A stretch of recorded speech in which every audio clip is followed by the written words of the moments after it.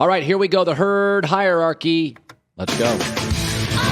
Herd hierarchy. Time is now. Let's go. The top 10 NFL teams according to college. Number 10. Dallas Cowboys. Listen, they're 3-0 against the NFC East, and 3 of their next 4 games are against the NFC East, and they're going to win those games. They're the number 2 scoring offense, so on a macro level, I like them.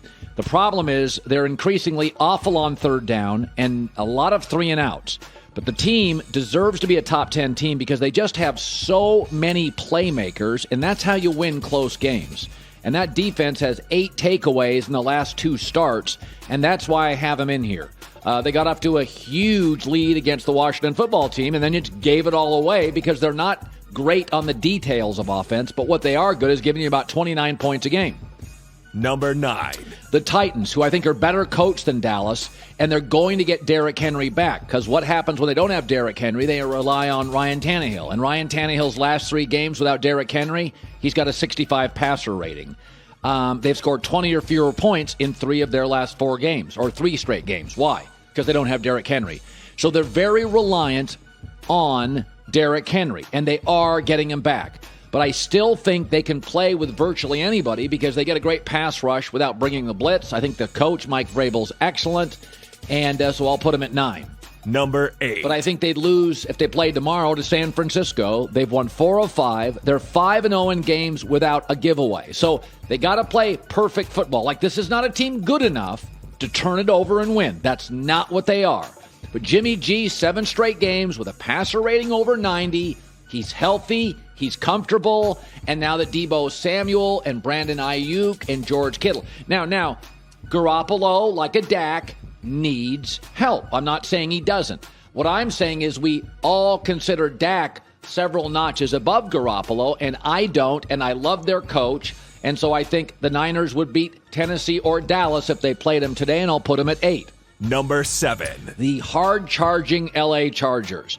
Justin Herbert, with a new coach after Thanksgiving, is suddenly on fire. He leads the NFL with 7 games this year of 300 yards passing, and they have tremendous perimeter weapons. Back-to-back wins by over 15 points. The reason the Rams defense wasn't as good early, they lost Brandon Staley. The reason the Chargers defense is playing well now, they have Brandon Staley. So again, this is a new coach or a new quarterback. It takes until about Thanksgiving to get in sync.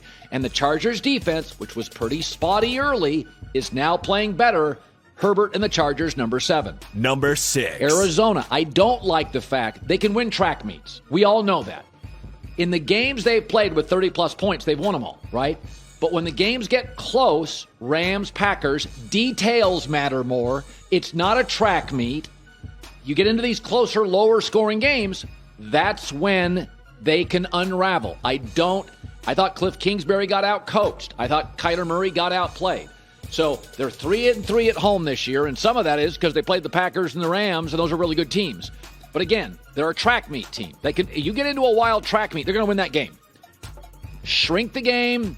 Don't give them as many possessions. Make them pay attention to details. The jury's still out. Arizona 6. Number 5. I think the best defense in the NFL right now is New England, and the best coach is Bill Belichick, so I'll put him at 5. They've held each of their last 5 opponents under 14 points, and in 2021, that's virtually impossible.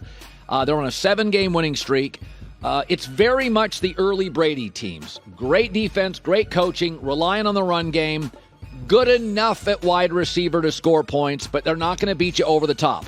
I think if you put this team in the NFC, they wouldn't look as glossy. But in the AFC right now, where we don't really have a dominating team, we have some dominating units. New England's defense is a dominating unit. Their run game right now is a dominating unit. I'd put the Patriots at 5. Number 4. But I'll take Mahomes over Mac Jones if they play tomorrow, and the Chiefs' defense is probably right now the second best defense in the AFC.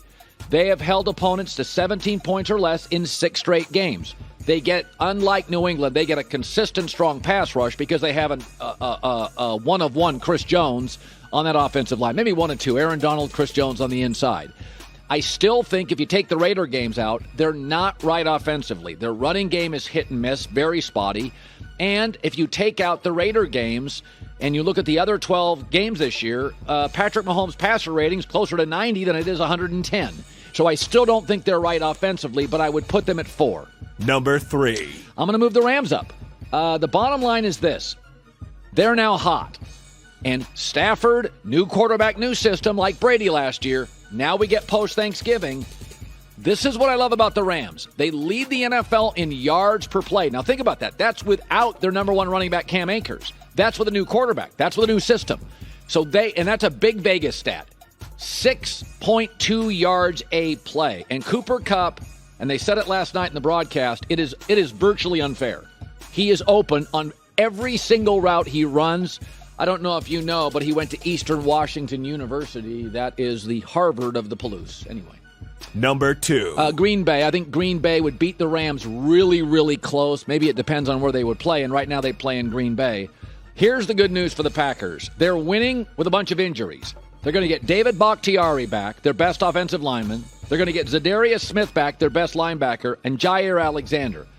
Those 3 players have combined to play just 5 of possible 39, is it games or quarters? Yeah, 5 of 39 games if you add all their games up. So those are huge impact players. They're not playing.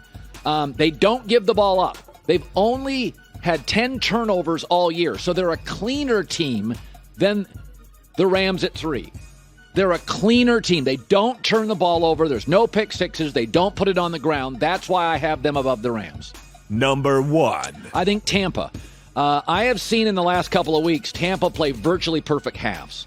4-game winning streak, number 1 offense, number 1 passing offense. But this is what I really like. This is what they did last year. Leonard Fournette now is becoming a significant part of this offense. It wasn't until the later stages of last year in the playoffs, Brady, and he doesn't have to play action pass. But when you give Tom not only the straight drops, but the play action feature in their offense, this is a really, really tough offense to stop. And they are now getting healthier on the back end of the defense. So there you go. My number 1 through number 10, Tampa, Green Bay, Rams. I have Green Bay over the Rams. They play a cleaner version, fewer turnovers. Chiefs, Patriots, Cardinals, Chargers, San Francisco, Tennessee, and Dallas. And I feel pretty good about it. Hi, everybody. Thanks for watching. Subscribe here to get the latest from the show. Also, be sure to check out more of the best clips from The Herd or go watch a few segments from other shows on FS1.